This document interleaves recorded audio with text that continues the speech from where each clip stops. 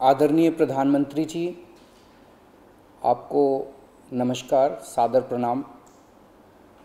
आज मैं बेहद व्यथित हूँ और मैं सीधे आपसे बात करना चाहता हूँ।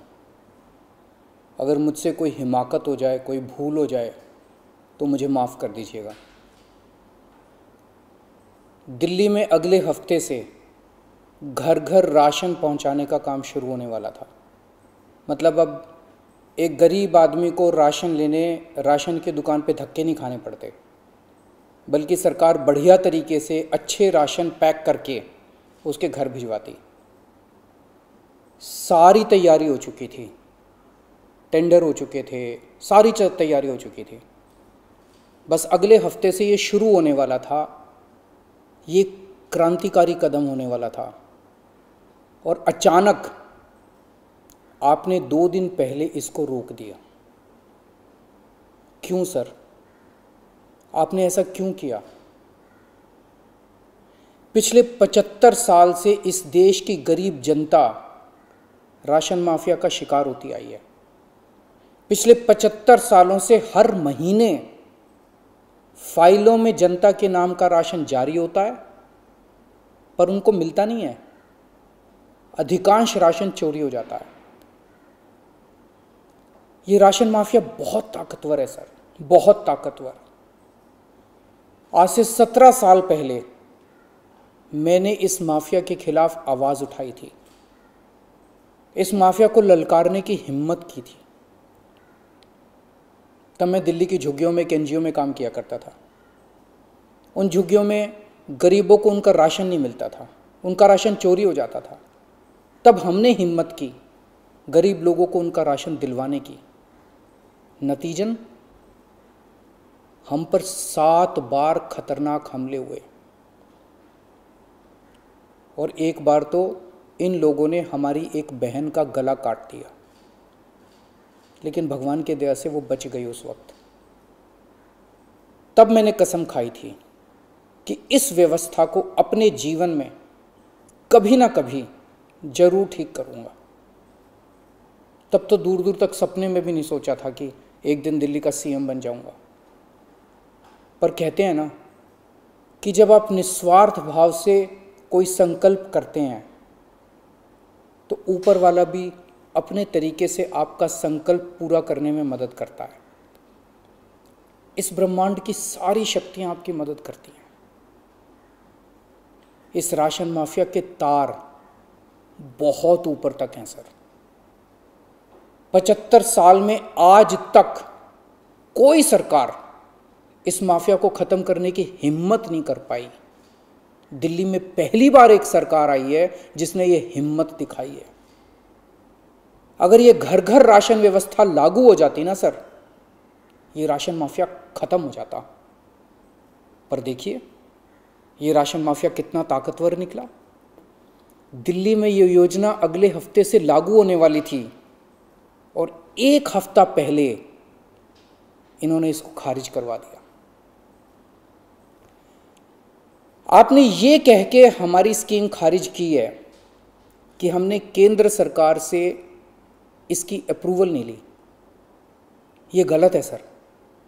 हमने एक बार नहीं, 5 बार आपकी अप्रूवल ली है। ये रही सारी चिट्ठियां। केंद्र सरकार को हमने इतने सारे खत लिख के बताया कि हम ये योजना दिल्ली में लागू करने जा रहे हैं। कानूनन हमें दिल्ली में ये स्कीम लागू करने के लिए केंद्र सरकार की कोई अप्रूवल लेने की जरूरत नहीं है। कानूनन इस स्कीम को लागू करने के लिए राज्य सरकार पूरी तरह से सक्षम है। लेकिन हम केंद्र सरकार के साथ किसी तरह का कोई विवाद नहीं चाहते थे, इसलिए हमने एक बार नहीं 5 बार आपका अप्रूवल लिया है सर। मार्च के महीने में हमारी योजना पे आपकी सरकार ने कुछ आपत्तियां लगाई, हमने आपके सारे ऑब्जेक्शन पूरे कर दिए। जैसे हमने इस योजना का नाम मुख्यमंत्री घर घर राशन योजना रखा था। आपने ऑब्जेक्शन लगाया कि हम इस योजना का नाम मुख्यमंत्री के नाम से नहीं रख सकते।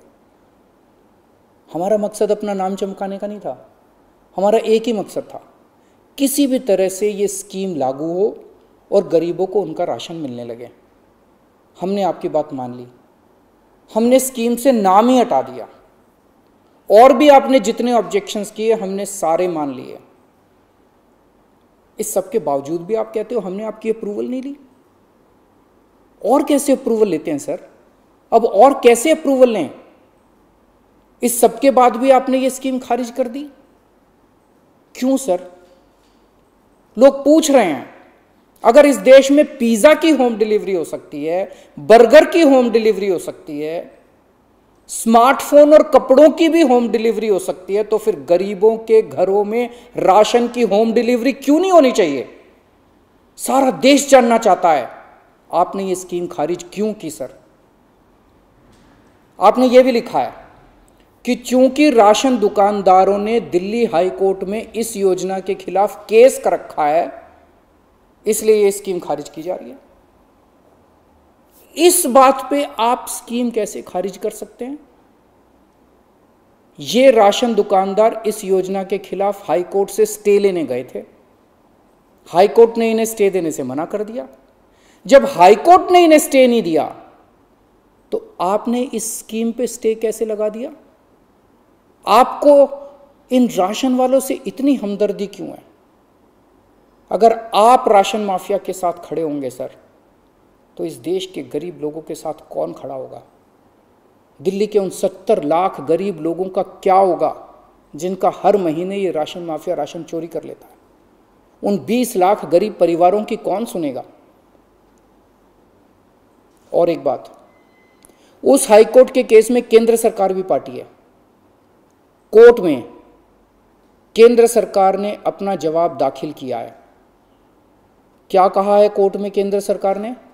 केंद्र सरकार ने कोर्ट में हमारी इस योजना के खिलाफ एक भी आपत्ति नहीं की है।